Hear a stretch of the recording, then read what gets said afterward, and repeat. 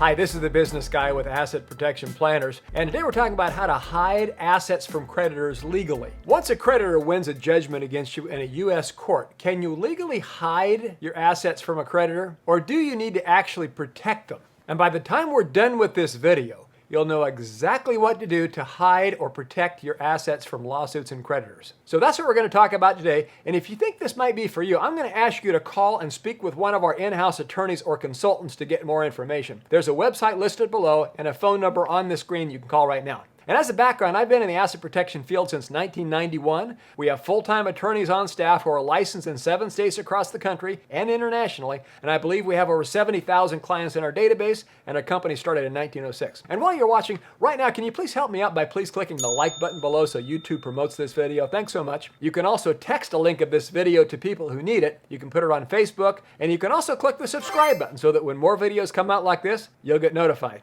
Now, the judgment creditor has a number of remedies he or she can use. They use strategies to find and then determine the value of your assets, and then they assess which ones they can use to satisfy your obligation. After winning a lawsuit against you, your creditor will likely file a motion of examination of judgment debtor. This permits him or her to question you about your assets. Now, since you will be under oath, you will have to answer truthfully. If you're caught in a lie or you refuse to cooperate, the judge who issued the judgment can find you in contempt. You would find yourself facing a heavy fine or even jail time for perjury or contempt. However, you can still legally protect your assets from a U.S. court judgment. For this, you'll need to be willing to use international asset protection strategies that put your assets beyond the reach of the U.S. courts, and you can do this securely and safely. Each offshore jurisdiction is a sovereign country. Many have asset protection legislation that generally favor asset protection trusts and/or LLC members. Establishing an offshore LLC inside of an offshore asset protection trust may be one of the only ways you can protect your assets from a U.S. court judgment. Examination of a judgment debtor. When a U.S. court issues a judgment, it does not mean the creditor is automatically handed a debtor's assets as payment. It is not the duty of a court to go after a debtor's assets to satisfy a judgment. Judgment in hand, a creditor must now go about the task of unearthing the debtor's assets. Hidden or otherwise, they need to determine which of them are exempt from garnishment or attachment. They must find out which they can use to satisfy the debt. A creditor who has won a judgment against you will typically file a motion for examination of judgment debtor so he or she can question you about your assets and properties. Now keep in mind that you will be under oath and therefore legally bound to be truthful in your answers. Now keep in mind, attorneys are trained to extract every last morsel of information from you that they need. So a shrewd creditor's attorney will ask you about your assets and properties you currently possess. This may include real estate, bank accounts, vehicles, shares, and bonds.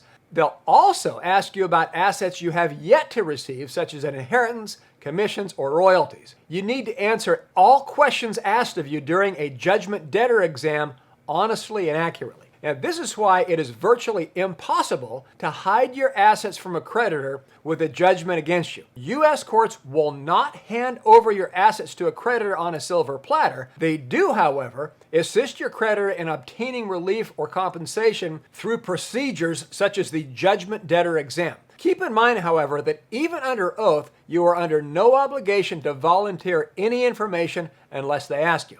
Offshore asset protection. Now, your creditor may find out about your offshore trust or LLC during a judgment debtor exam, but as long as it's set up properly in an advantageous offshore jurisdiction, such as the ones we utilize, your assets remain out of reach. Offshore jurisdictions in countries like the Cook Islands, Nevis, or Belize have strong asset protection legislation, and all of these jurisdictions recently strengthened their laws.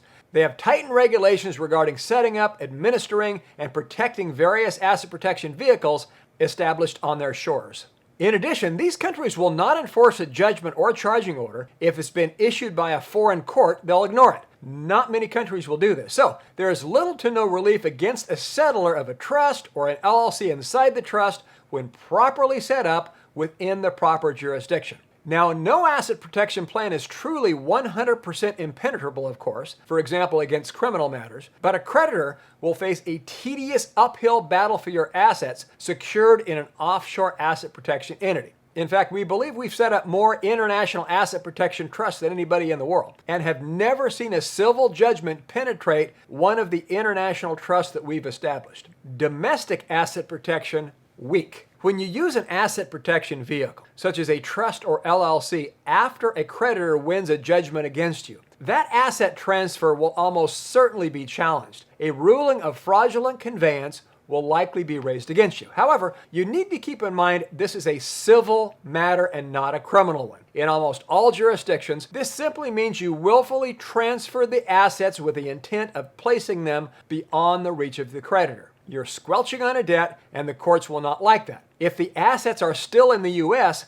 such a transfer will be deemed fraudulent and disallowed. That ruling makes it possible for your creditor to attach the assets you transferred into the domestic trust or LLC. So if you transfer the assets to a domestic trust or LLC, you might as well just hand them over to your judgment creditor. Domestic asset protection vehicles have weak defenses against a fraudulent conveyance ruling. This is especially true if you transfer the assets to them after a creditor secured a judgment against you. This is because these asset protection vehicles are under the U.S. jurisdiction, which tend to be more creditor-friendly. Offshore asset protection, strong. Offshore asset protection instruments are just the opposite. In the proper jurisdiction, they tend to strongly favor and protect the trust settler. That's you when you set up a trust and the LLC member. Now, to be perfectly clear, these countries have crafted legislation to keep your money away from creditors, and in practice, these tools do just that. If you choose to set up a trust and an LLC there, these entities are regulated according to their own laws as sovereign countries. Foreign judgments are not recognized in countries such as the Cook Islands, Nevis, and Belize. Their trust and LLC laws are specifically designed to keep creditors out of your pockets. Different offshore jurisdictions have varying laws and regulations regarding fraudulent conveyance. Belize, for example, will not entertain a case of fraudulent transfer against a properly established Belize asset protection trust, period. They begin the count from the date when the creditor's cause of action accrued, for example, like when a car wreck happened, and not when the judgment was entered. Nevis and Cook Islands protect assets right away and provides a 1 to 2 year window of opportunity for a creditor to bring a fraudulent conveyance case against a trust settler or the LLC member. Statute of limitations, you win.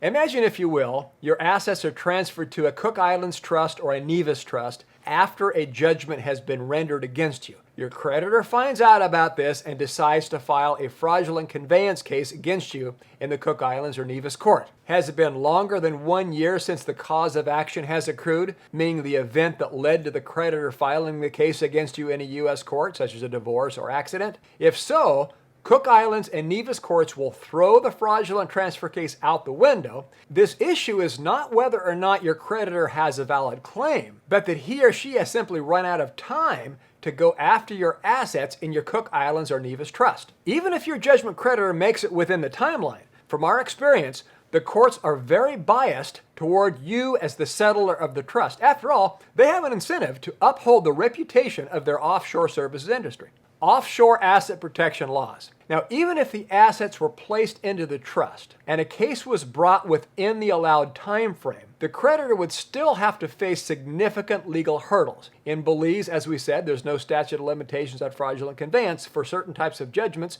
including divorce, succession rights, or inheritance cases, or in claims of insolvency. Strongest asset protection, Cook Islands and Nevis. In the Cook Islands and Nevis, there are even broader protective measures. All claims of fraudulent conveyance must be shown beyond a reasonable doubt and must be brought before the courts within 1 year or 2 years from the cause of action, i.e. the reason why the lawsuit was originally filed. Then, as stated, even if brought within that time frame, the opponent must prove their case beyond a reasonable doubt, and that proof must show that the assets were moved into the trust not just to keep any creditor from them, but that particular creditor. Now, we're not saying your assets aren't protected until the statute of limitations run out. They're protected right away. What we're saying is that the courts will refuse to even hear challenges after the requisite time has expired. Now, whereas it's crucial to be aware of your options, it's even more crucial to act quickly. You can protect your assets from judgments, but only if you know your legal options are available and then you take action.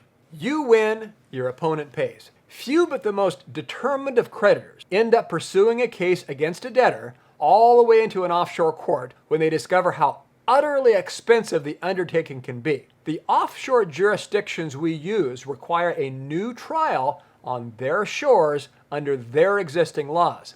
If your opponent wants to take a Belize LLC member to trial in a Belizean court, they should be prepared to put down a deposit of $50,000 Belizean or $25,000 US, or 50% of the amount of your claim, whichever is higher. In Nevis, you were required to deposit the sum of $100,000 in a Nevis bank before a trial involving a settlor of a Nevis trust can even begin. And now the ceiling has been eliminated, and Nevis courts can impose a bond of any amount. In addition, the creditor is also required to hire a local attorney who will not accept work on a contingency basis. Another deposit will thus be required against which the services of the local lawyer will be charged as the trial progresses. Finally, in most of these offshore jurisdictions, the loser in the trial is required to pay for all of the legal expenses of the winning party. Faced with these upfront costs, not to mention the plane fare and an extended hotel stay during the trial, and other personal daily expenses, it's little wonder that most creditors will think long and hard about mounting a case against a debtor in an offshore court. In fact, as the largest asset protection company, we have never had one of our clients face an offshore court challenge. Cryptocurrency asset protection doesn't work. As an aside, even cryptocurrency is quite easily subject to seizure. We have seen time and time again attorneys discovering the existence of Bitcoin, Ethereum, Ripple, Litecoin, etc. Once found, it is extremely easy to seize. Turn it over and go to jail, or sit in jail until you tell us your password is typically the order. In fact, we have never seen a case where hiding assets in a cryptocurrency wallet worked. It's just too easy to track through a forensic audit. Think ahead. It's always better to think ahead and set up an asset protection plan before any lawsuit is filed against you, and certainly before a creditor wins a judgment against you in a courtroom. Even if you are caught unaware by these events, you can still take certain steps that will not simply allow you to legally hide your assets from creditors, but to legally protect your assets from creditors. Conclusion. We've just discussed the difference between hiding assets and actually protecting them. Protection works, hiding doesn't. The strongest protection in actual court cases has been demonstrated through the use of offshore legal tools. Transferring your assets to an offshore trust that holds an offshore LLC will, in our experience, deter even the most dogged and cunning of predatory creditors. The tremendous barrier erected by the legislatures in these offshore jurisdictions, as well as the creditor's expense of mounting a new trial, may be just what will tip the balance in your favor against an aggressive claim against your hard-earned assets. Please like, subscribe, and share this video. Visit us or give us a call at the number below. Thanks for watching. This is The Business Guy.